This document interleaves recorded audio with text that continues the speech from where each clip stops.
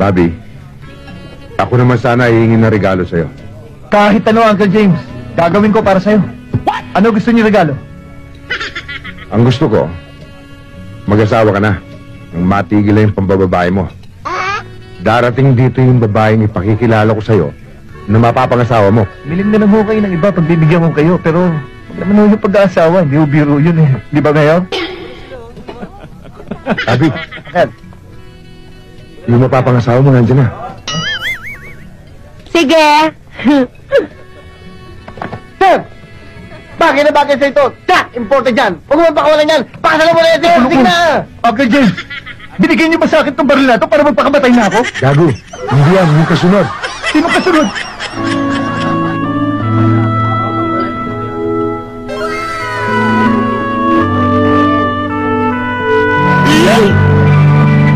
Uncle, kailan ako ikakasal?